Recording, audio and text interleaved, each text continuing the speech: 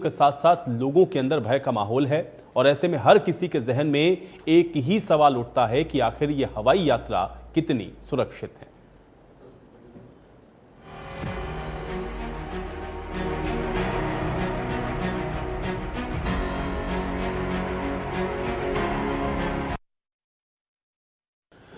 तो आज की इस खास पेशकश की शुरुआत करें उससे पहले एक बड़ी और अहम जानकारी आप तक पहुंचाते हैं। आज एक ही दिन में आपको बता दें कि कई फ्लाइट्स ऐसी हैं जो कि रद्द हो गई। अहमदाबाद में एयर इंडिया की फ्लाइट रद्द हुई तकनीकी गड़बड़ी के चलते। अहमदाबाद से लंदन आपको बता दें कि यह फ्लाइट जा रही है। सैन फ्रांसिस्को से मुंबई आ रही फ्लाइट में खराबी आ गई। अब एयर इंडिया की फ्लाइट में लगातार तकनीकी खराबियों की शिकायतें हैं। यात्रियों को कोलकाता में ही उतारना पड़ा। नागपुर में इंडिगो की फ्लाइट है जिसकी इमरजेंसी लैंडिंग हुई। ये कोची से दिल्ली आ रही थी फ्लाइट जिसमें बम की धमकी मिली। एयर इंडिया की 2 और फ्लाइट हैं जिनको रद्द किया गया है, जिसमें दिल्ली से पेरिस जाने वाली फ्लाइट रद्द हुई है और ये भी तकनीकी खराबी के चलते रद्द कर दी गई है। तो लगातार तकनीकी कारणों के चलते इसमें ज्यादातर फ्लाइट्स आपको ऐसी दिखेंगी जो कि एयर इंडिया की हैं। अब सवाल यहां पर यह है कि इतना बड़ा विमान हादसा होने के बाद लगातार आ रही इस तरह की खबरें लोगों के जहन में यह सवाल खड़े करती हैं कि आखिर क्या हवाई यात्रा इस समय सुरक्षित है, कि बार बार इस तरह की इमरजेंसी लैंडिंग या फिर फ्लाइट का रद्द होना तकनीकी खामियों के चलते इसके क्या कारण हैं। आज इसको समझने की कोशिश करेंगे। लेकिन ये अहम जानकारी आपको बता दें, आज भी आप देखिए लगातार सुबह से खबरें आ रही हैं और इसमें भी आप देख रहे हैं एयर इंडिया की ज़्यादातर फ्लाइट्स हैं जिनको रद्द करना पड़ा। एक तो अहमदाबाद में आप देख रहे हैं कि अहमदाबाद से ये लंदन जाने वाली ही फ्लाइट थी जिसको आज तकनीकी खराबी के चलते रद्द किया गया। एयर इंडिया की फ्लाइट में खराबी आने के चलते ये सैन फ्रांसिस्को से आपको बता दें कि फ्लाइट दिल्ली आ रही थी जिसको कोलकाता में इमरजेंसी लैंडिंग करानी पड़ी और कोलकाता में ही पैसेंजर्स को उतार दिया गया। नागपुर में ये फ्लाइट इंडिगो की है जिसमें बम होने की सूचना आई और उसके बाद इसकी भी इमरजेंसी लैंडिंग करवानी पड़ी है। तो ये 3 तस्वीरें हैं, लेकिन ये तीनों ही तस्वीरें लोगों के जहन में ये सवाल खड़े कर रही हैं कि एक तरफ तो हवाई यात्रा को सुगम बनाने की कोशिश हो रही है, आम आदमी भी हवाई यात्रा कर सके इसकी कोशिश हो रही है, लेकिन उन सब के बीच में सुरक्षा को लेकर के जो प्रश्न है वो अपने आप में बेहद महत्वपूर्ण है। अब अहमदाबाद से एयर इंडिया की फ्लाइट को रद्द किया गया है। ये आज की आपको खबर हम बता रहे हैं। अहमदाबाद से एयर इंडिया की फ्लाइट है जो कि रद्द हुई है। लंदन आपको बता दें कि फ्लाइट जा रही थी। आपको याद हो कि जो हादसा हुआ था वो फ्लाइट भी अहमदाबाद से लंदन के लिए ही उसने उड़ान भरी थी। दूसरा आज क्या हुआ, सैन फ्रांसिस्को में एयर इंडिया की फ़्लाइट में ख़राबी आई, ये भी जानकारी आज मिली और सैन फ्रांसिस्को से मुंबई ये फ़्लाइट आ रही थी, इसमें तकनीकी ख़राबी के चलते इसको भी कैंसिल करना पड़ा है। ये भी एयर इंडिया की फ़्लाइट है। नागपुर में इंडिगो की फ़्लाइट है जिसकी इमरजेंसी लैंडिंग करवाई गई है और कोची से दिल्ली आपको बता दें कि ये फ्लाइट आ रही थी, लेकिन यहाँ पर जानकारी ये आई कि फ्लाइट में बम है, इस तरह की सूचना मिली और उसके बाद इसकी इमरजेंसी लैंडिंग करानी पड़ी। इसके अलावा जानकारी आज ये भी है कि दिल्ली में भी एयर इंडिया की 2 और फ्लाइट्स हैं जिनको रद्द किया गया है। तो एक ही दिन में कई फ्लाइट्स आप देख रहे हैं कि रद्द कर दी गई हैं, जिसमें दिल्ली से पेरिस जाने वाली फ्लाइट को रद्द किया गया है। ये दिल्ली से पेरिस के लिए इसको उड़ान भरनी थी और तकनीकी खराबी के चलते ये फ्लाइट रद्द की गई है। 2 फ्लाइट्स और बताया जा रहा है कि दिल्ली से जिनको आज कैंसिल किया गया है। मैं पाटन से आ रहा हूँ। अभी मेरा 4 घंटे का ट्रैवलिंग था। एयर इंडिया से बुक की थी मैंने। अभी 1 बजे की फ़्लाइट थी। 1 बज के लंदन गेटविक जा रहा था मैं। अभी अंदर जाके पता चला कि भाई चलो फ़्लाइट कैंसिल हो गई है। मैंने कहा चलो ठीक है, देखते हैं क्या रीज़न है। मैंने जाके पूछा कि भाई क्या रीज़न है, क्यों फ़्लाइट कैंसिल की। वो बोले कि sir we don't know what's going on, right. मैंने कहा भाई ये क्या बात हुई, व्हाट्स गोइंग ऑन मतलब you are crew member, right. तुम्हारे पास कुछ ऐसा रीज़न होना चाहिए कि इसकी वजह से फ़्लाइट कैंसिल हुई है। अगर फ्लाइट मेंटेनेंस में भी गई है तो भी बताओ, सही है। और ये टाइम है कोई मेंटेनेंस करवाने का। या they give us a good food, hot. हम लोग को इडली सांभर नाश्ता दिया, वो बहुत ड्राई फ्रूट्स भी दिया, चाय कॉफ़ी भी दिया, पानी भी, सब। They give all services to us. Wait करके बोला, वहाँ भी वो लोग ने हम लोग को स्नैक्स सर्व किया, जूस सर्व किया, सब किया। ऑलमोस्ट 1.5 तो एक तो अहमदाबाद से लंदन के लिए उड़ने वाली फ्लाइट में जो हादसा हुआ उसके बाद से हर एक यात्री, हवाई यात्री इस समय आप कह सकते हैं कि एक प्रश्न के साथ इस समय हर रोज जूझता है कि आखिर क्या ये हवाई यात्राएं सुरक्षित हैं। और उस पर भी ये जो खबरें रोजाना आ रही हैं जिसमें फ्लाइट्स को तकनीकी खराबी के चलते रद्द करना पड़ा, इसके कारण क्या है इसको समझते हैं। फिलहाल मेरे साथ मेरे सहयोगी दीपक इस समय जुड़ चुके हैं। दीपक, लगातार हम लोग देख रहे हैं कि अहमदाबाद विमान हादसे के बाद फ्लाइट्स के अंदर तकनीकी खराबियों की खबरें लगातार मिल रही हैं। बहुत सारी फ्लाइट्स आज भी हैं जिनको कैंसिल कैंसिल करना पड़ा है, जिनको रद्द कर दिया गया है। और इसमें भी एक गौर करने वाली बात ये है कि इसमें ज्यादातर जो फ्लाइट्स हैं वो एयर इंडिया की हैं। क्या जानकारी है दीपक अभी आपके पास, और ये क्या कारण है एक के बाद एक ये जो फ्लाइट्स हैं उनको कैंसिल करना पड़ रहा है? जी बिल्कुल, जिस तरीके से अगर बात करें यूँ तो फ्लाइटों का रद्द करने का कहीं ना कहीं पहले भी ऐसे मामला है, लेकिन जिस तरीके से 12 तारीख को एक बड़ा हादसा, बड़ी दुर्घटना अगर कहें या फिर क्या, उसके पीछे अभी हालांकि जांच की जा रही है, हुई जो कि अहमदाबाद के अंदर, उसके बाद कहीं ना कहीं कई बड़े प्रश्न उठे, और प्रश्न खासकर एयर इंडिया पर। एयर इंडिया जो कि एक बड़ी विमान कंपनी भारत की कही जाती है, एयर इंडिया जो कि टाटा से जुड़ी है, हालांकि इस मामले में जांच की बात कही जा रही है। बाकायदा जिस कंपनी की वो फ्लाइट थी, बोइंग, क्योंकि जो फ्लाइट जिसने जो निर्माता है वो भी इस मामले की जांच कर रहा है, नागरिक उड्डयन मंत्रालय भी जांच कर रहा है। लेकिन उसके बाद जिस तरीके से साफ तौर से नागरिक उड्डयन मंत्रालय, एविएशन मिनिस्ट्री की तरफ से भी पत्र जारी करके तमाम एयरलाइंस को कहा गया था कि आप बाकायदा हर पहलू से जांच की जाए फ्लाइट की। जब भी कोई फ्लाइट टेक ऑफ करती है उससे पहले उसकी प्रॉपर जांच होनी चाहिए। उसके बाद हमने देखा कि लगातार ऐसा कई मामला है। हम आज की भी बात करें, एक तो एक फ्लाइट रद्द होती है जो कि अहमदाबाद से लंदन के लिए जाती है, ये उसी तरीके की फ्लाइट का रूट है जो इससे पहले भी हुआ था। 12 तारीख की उस घटना के बाद कल 1:10 में फ्लाइट जो है पहली बार उड़ी थी अहमदाबाद से लंदन के लिए। आज भी ये अहमदाबाद से लंदन के लिए फ्लाइट जानी थी, लेकिन एयर स्पेस में कमी बताई जा रही है। हालांकि उस समय कोई जानकारी नहीं दी गई थी कि किस तरीके से फ्लाइट रद्द की गई है, क्यों रद्द की गई है। आज जब लोग परेशान हुए, ये कहा गया कि कोई तकनीकी खराबी है या क्या कारण है, लेकिन बाद में सीधी तौर से एयर इंडिया की तरफ से स्पष्ट रखा गया कि एयर स्पेस की कमी, यानी कि फ्लाइट्स की कमी थी, जिसके चलते इस फ्लाइट को रद्द किया गया। जो तमाम पैसेंजर्स हैं उनको होटल्स मुहैया कराए गए हैं। कल सुबह 11 बजे वो फ्लाइट जो है वो टेक ऑफ होएगी, कल सुबह फ्लाइट उड़ाई जाएगी। उन्होंने कहा कि कोई तकनीकी खराबी प्लेन की नहीं थी, प्लेन की कमी थी, एयर स्पेस की कमी थी, जहाज कम थे, इसके चलते इस तरीके का निर्णय उनका कहना है कि लेना पड़ा है।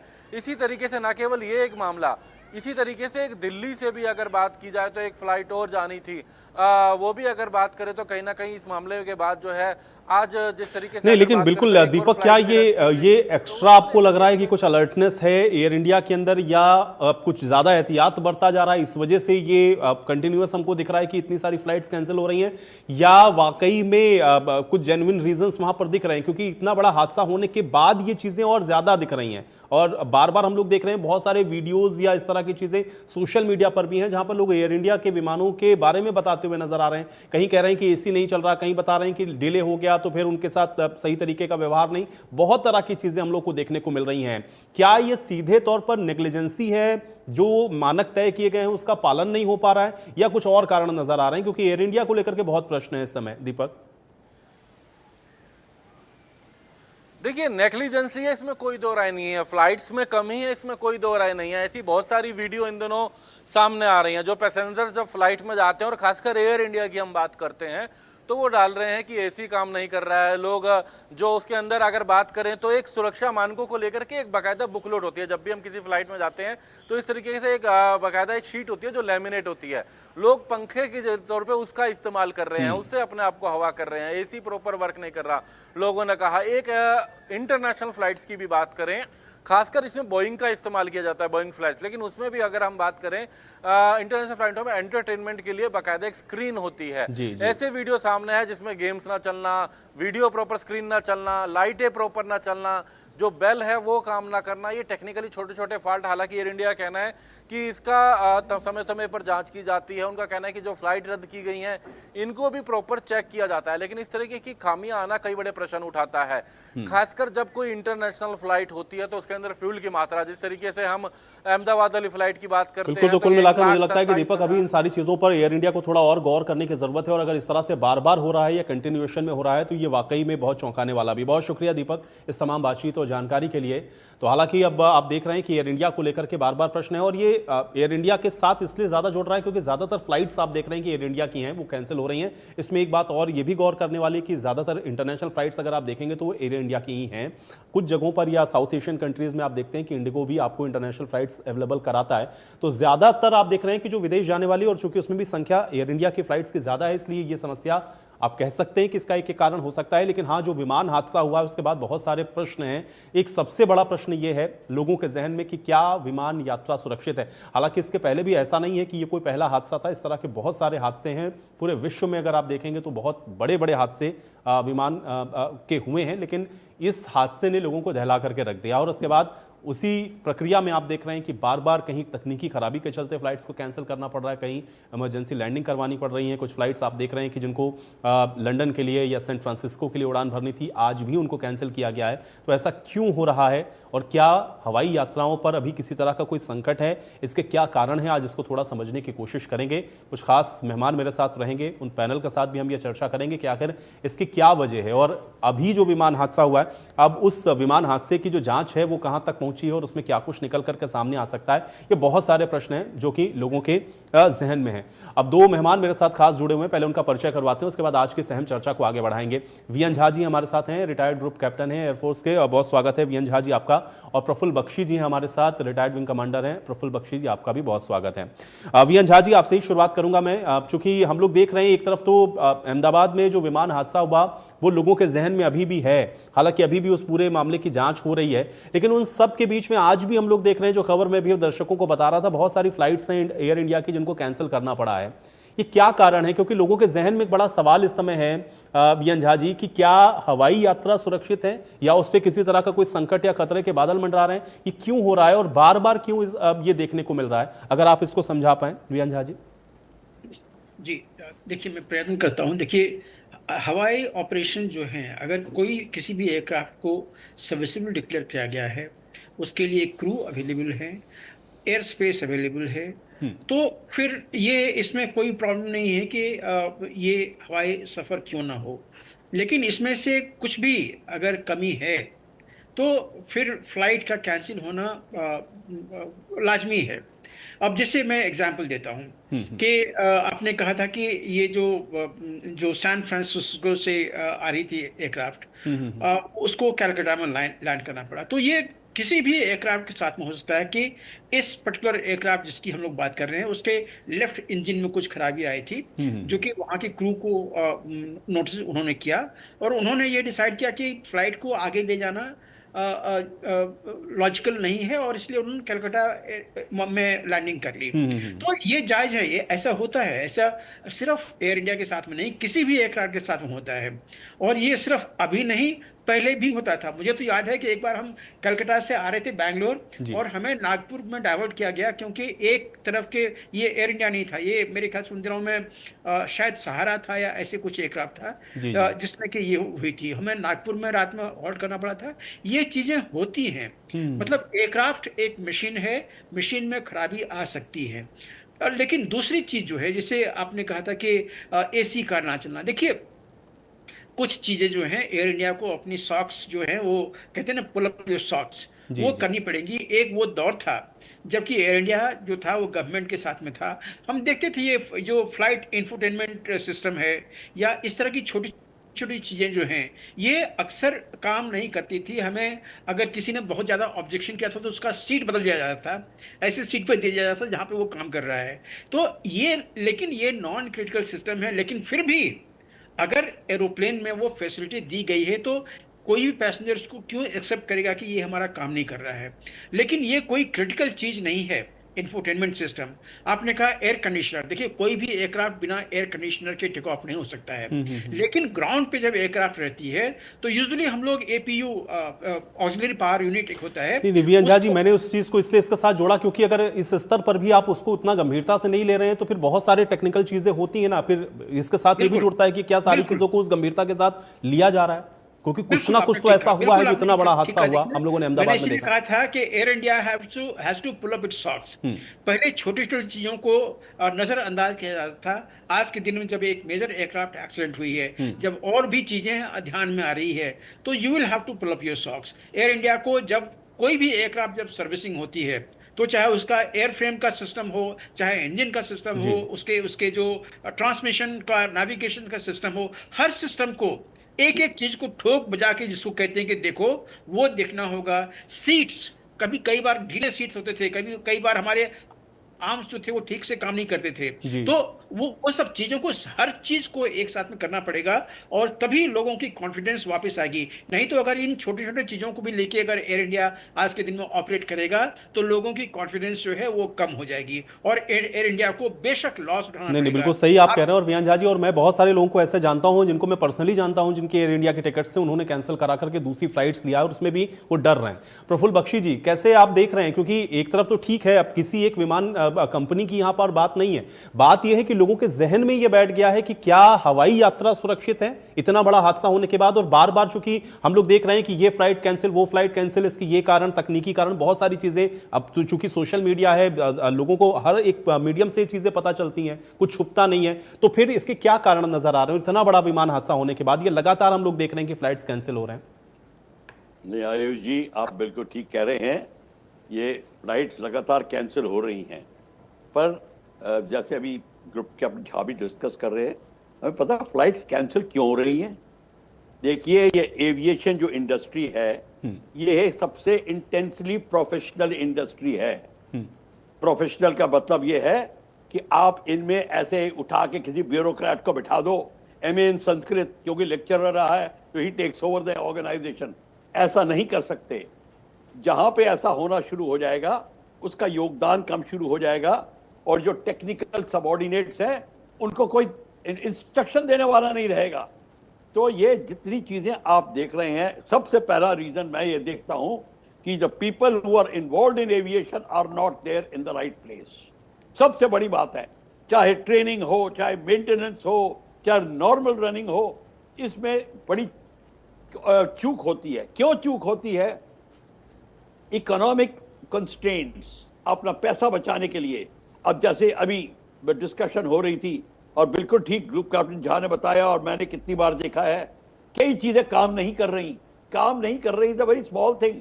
इसका मतलब है पूरा एटमॉस्फेयर ऐसा बन गया है कि अब चूक आपको एक्सेप्टेड है, फिर आपका एक्सेप्टेड चूक वाला स्टैंडर्ड हाई, वो लेवल हाई होता जाता है जी। यहां तक कि फिर पैसा कमाने के लिए क्या होता है, इंजीनियरिंग में बता रहा हूं आपको जी जी। और मैंने कई जगह देखा है, मैं नाम नहीं लेना चाहता जी, जिसका इसका लाइफ खत्म हो रही है स्पेयर पार्ट की, अच्छा एक्सटेंशन दे दो, टायर की एक्सटेंशन दे दो, 5 लैंडिंग और कर दो। ये मैंने अपनी आंख से देखा है प्राइवेट एयरलाइन में, और ऑफिसर लड़ रहा है सेठ साहब के साथ में, और सेठ कह रहा है नहीं एयरक्राफ्ट को डाउन मत करिए। ये सारी का सारा एटमॉस्फेयर जो आता जा रहा है, ये आपको दिखाएगा आपकी फ्लाइट्स कैंसिल हो रही हैं, फ्लाइट्स अवेलेबल नहीं हैं, लैकदायसिकल एटीट्यूड जो आ जाता है एविएशन में, वो आपको देखने को मिल रहा है। और सबसे बड़ी बात ये होती है, एक है पीपल का इन्वॉल्वमेंट नॉन प्रोफेशनल का, दूसरा over enthusiastic about saving money, एक वो होता है टू प्लीज द बॉसेस, ये एक वो होता है। एयर इंडिया एक टाइम जब हम बच्चे थे वर्ल्ड की बेस्ट एयरलाइन होती थी, फॉरेनर्स, फॉरेन हॉलीवुड स्टार सब के सब they used to compete to travel by Air India. मैं 50s की बात कर रहा हूं, क्या बहुत लोग पैदा ही नहीं हुए थे उस टाइम, मैं उस समय की बात कर रहा हूं। पर जब गवर्नमेंट का हाथ आना शुरू हुआ, फिर ये गवर्नमेंट का ऑफिस बन गया, नॉर्मल गवर्नमेंट का ऑफिस है जी, चलता है, हमें क्या पता क्यों नहीं है, हमने बहुत कोशिश की है, आप सीट बदल लीजिए, इत्यादि इत्यादि जैसे बताया जा रहा है। बाथरूम में पूरा टोटल ब्लॉक है, बड़ा पानी बाहर आ रहा है, फिर कोई प्रॉब्लम नहीं है, वो चलने दो, आप दूसरा बाथरूम इस्तेमाल कर लो। ये जो एटीट्यूड था, ये जाके आगे बढ़ता जाता है, और इसीलिए आपके कई हादसे हो रहे हैं, वो इस एटीट्यूड को लेके होते हैं, और उसको दूर करने के लिए आपको प्रोफेशनल चाहिए। मैं आपको बताता हूं, एयर इंडिया का बोइंग का जहाज 737 पटना एयर क्रैश 1997-98 की बात है जी। हमारा एविएशन मिनिस्टर आके 1 घंटे में बोलता है पायलट एरर। अच्छा, उस समय बहुत कम टेलीविजन होती थी, स्टार न्यूज होती थी, तो मेरे को बुलाया, उन्होंने कहा, मैंने कहा भगवान भी नहीं बता सकता 1 घंटे के अंदर ये पायलट एरर है, मिनिस्टर कैसे बोल सकता है? वो मिनिस्टर साहब अभी भी हैं, वो जब बोल तो गए तो मुझे बुलाया, मुझे पूछा क्या किया जाए। मैंने कहा अलायंस एयर के बहुत प्रॉब्लम आ रही है, आप इनको पूरी फ्लीट को इंस्पेक्ट करिए। कैसे फ्लीट को ग्राउंड करें हम? मैंने कहा क्यों नहीं, फ्लीट ग्राउंड हो सकती है। बात प्रोग्राम खत्म हुआ, जो ही मैं बाहर आ रहा था, मैंने देखा बहुत 2 सीनियर ऑफिशियल्स, कौन से ऑफिशियल थे मैं नहीं बताऊंगा, जी। वो अंदर आ रहे थे। उन्होंने कहा, अंदर आके जब मैं घर पहुंचा मेरे को टेलीफोन आया कि 2 बड़े सीनियर अफसर आए हैं, वो तुम्हारे नाम पे स्यापा कर रहे हैं। ये वर्ड स्यापा, क्यों, इसको मत बुलाइए, ये ऐसे ही बात करेगा। मैंने कहा मैं सच बोलूंगा और वही हुआ। एयरलाइंस एयर को डाउन ग्राउंड करना पड़ा उनको इंस्पेक्शन कराने के लिए। ये एटीट्यूड मैं तब से आप ये कह रहे हैं कि वो एटीट्यूड जो होना चाहिए था उसमें अब धीरे धीरे लैक हो रहा है क्या अवियन झा साहब? आपको भी ये लग रहा है? क्योंकि मैंने इसीलिए ये चीज आपसे भी पूछी अवियन झा साहब, क्योंकि छोटी छोटी चीजों को अगर आप निगलेक्ट करेंगे तो फिर वो चीजें और बढ़ जाती है ना। इसीलिए मैंने ये एग्जांपल दिया था कि आपको लग रहा है वो नेग्लिजेंसी ही एक बड़ा कारण बना है और अब लोगों के जहन में भी ये बैठने लगा है कि भाई हम हवाई यात्रा करें या ना करें। बिल्कुल लोगों के जहन में बैठने जी लगा जी है। वीएन झा साहब, आप अपने बता बख्शी जी, मेरा सवाल वीएन झा जी से है। वीएन झा जी, क्या ये नेग्लिजेंसी ही है सीधे तौर पर या कुछ और कारण भी इसके पीछे आप देखते हैं? नहीं, सिर्फ नेग्लिजेंस नहीं है, एक ये एटीट्यूड होता है, एक ये हाइजीन नाम की, एक एविएशन हाइजीन नाम की एक चीज़ होती है जिसमें आप चीज़ों को अगर डेविएट कर रहा है नॉर्मलिटी से, एक्सेप्टेंस से, तो उसको आप एक्सेप्ट नहीं करते हैं। और ये एक तरह की डिसिप्लिन आ जाती है सारे सिस्टम। देखिए, जब भी एयरक्राफ्ट एक फ्लाइट करके आता है या किसी एक एयरक्राफ्ट को आप जब सर्विसिंग करते हैं तो उसमें बहुत सारे सब सिस्टम्स के टेक्नीशियंस होते हैं, वो आपको छोटी छोटी चीज़ें बताता है। अगर वो स्किल है, नॉलेज है, प्रोफेशनलिज्म है, तो आप इसमें से बहुत सारे चीज़ों को एक्सेप्ट नहीं करते हैं। वो कहते हैं कि हाँ, ये अगर ठीक नहीं है तो या तो इसको अगर रिपेयर कर सकते हो तो रिपेयर करो, नहीं तो एयरक्राफ्ट को ग्राउंड करो, दूसरे एयरक्राफ्ट को उनको ऑफर करो। तो चीज़ें जो जब आप वो एक्सेप्ट करने लगते हैं कि हाँ ठीक है, ये काम नहीं कर रहा तो चला दो, ये काम नहीं कर रहा तो चला दो। जैसे हमने देखी हुई है, जब एयरक्राफ्ट गवर्नमेंट के अंदर में थी तब बहुत सारे सीटें, एयर इंडिया के सीट जो थे वो खराब हुआ करते थे। और सीट खराब होना मतलब क्रैश वर्दीनेस जो है वो एयरक्राफ्ट की डाउनग्रेड हो जाएगी। अगर कोई इंस्पेक्शन एजेंसी उस समय में अगर ऐसे एयरक्राफ्ट को देख ले तो उस एयरक्राफ्ट को बिल्कुल एओजी कर दे। तो लेकिन हो क्या रहा था कि वही जो अभी बख्शी जी ने कहा कि चलता है चलने दो, ये अभी आके होके आया हुआ है, चलो आगे बढ़ा दो। ये जो एक्सेप्टेंस है ये आपको कहीं ना कहीं रोकनी पड़ेगी। और वहीं पे आती है प्रोफेशनलिज्म, लिव बाय प्रोफेशन। जो प्रोफेशनल आपका जो एक्यूमेन है, अगर वो कहता है कि नहीं ये एयरक्राफ्ट चलने के लायक नहीं है, इसमें ये सिस्टम जो है, हो सकता है कि ये फ्लाइट आपको कंटिन्यू कर ले, लेकिन अगर रास्ते में अगर ट्रबल दिया तो आप वो ट्रबल क्यों ले रहे हैं? एविएशन जो है वो नॉन पार्डनेबल एक बिजनेस है। इसमें कि एयरक्राफ्ट में अगर एयरबॉर्न एयरक्राफ्ट में अगर कोई ऐसी चीजें आ गई तो आप उसको बीच में रोक नहीं सकते कि चलो साइड में खड़े कर दो और उसको ठीक कर लो। ये चीजें जो होती हैं ये इसीलिए इसको बिल्कुल अलग कहा जाता है कि एयरवर्दीनेस और एयर जो मेंटेनेंस होती है ये बिल्कुल और सारे ट्रांसपोर्टेशन से अलग है। तो इसीलिए इसको आप एक्सेप्ट नहीं कर सकते हैं। और ये भी चीजें हैं मास ट्रांसपोर्टेशन के। हम तो फाइटर प्लेन में अगर छोटी सी चीज आ रही थी तो उसको हम एक्सेप्ट कभी नहीं करते हैं। ना वो जो टेक्नीशियंस हैं, ना वो इंजीनियर्स हैं, वो आपको ऑफर करेंगे, ना आप उसको ऑफर कीजिएगा। एक्चुअली हम लोगों में एक डिसिप्लिन बन जाती है। बख्शी ये आपको बताएंगे ये चीजें। जब एयरक्राफ्ट को फ्लाई करके आते हैं, एक रजिस्टर होता है जहां पे कि हर पायलट अपने उसको जो एक्सपीरियंस आई हुई है, जो डिफिकल्टी उन्होंने नोटिस की है, या जो एनीथिंग अनयूजुअल उन्होंने नोटिस की है, उसको सारी चीजें उसमें लिख के रखता है कि ये चीजें हमने नोटिस की है।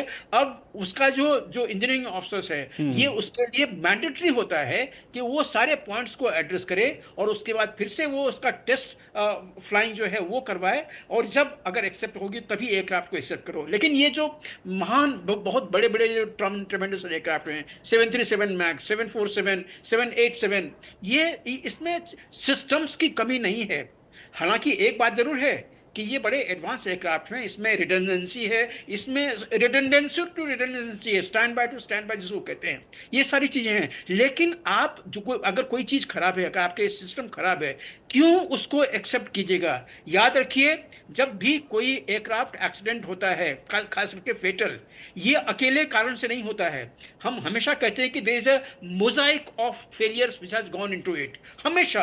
अभी देखिएगा ये अहमदाबाद का जो हुआ है, इसमें हम लोग कह रहे हैं कि इंजन है, लेकिन इंजन के साथ साथ आपको और भी चीजें ऐसा लाजमी है कि सामने में आएंगी।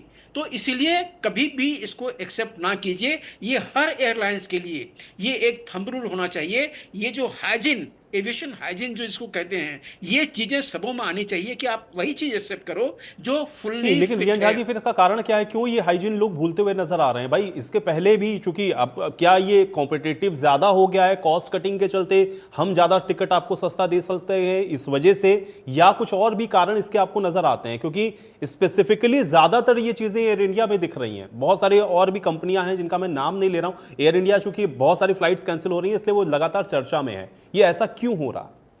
बख्शी जी ने आपको शॉर्ट में बता दिया हुआ है। मैनेजमेंट, उसकी एक प्रॉब्लम है कि उसके पास में लिमिटेड एयरक्राफ्ट हैं और उसी एयरक्राफ्ट उसको चलाना पड़ता है, क्योंकि उसके पास में लिस्ट ऑफ पैसेंजर्स अगले मेनी फ्लाइट्स के लिए तैयार है।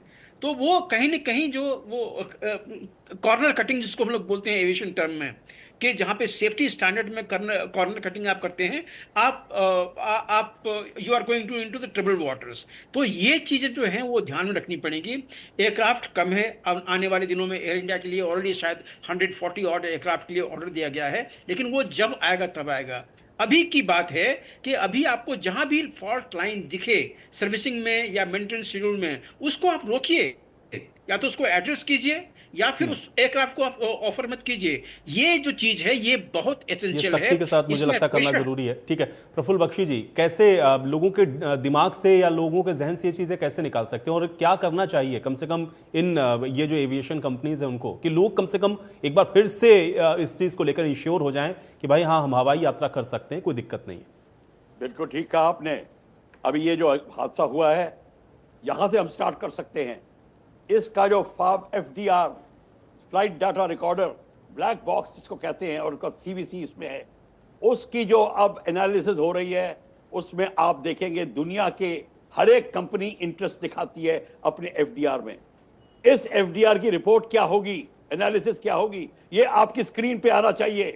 कभी नहीं आता कि FDR, एक छोटा सा प्रेस नोट आ जाएगा कि because of lack of situational awareness, pilot error और समथिंग लाइक दिस। बता रहा हूं मैं आपको, 90%, 98% पायलट एरर कह के बात को टालने की कोशिश करते हैं।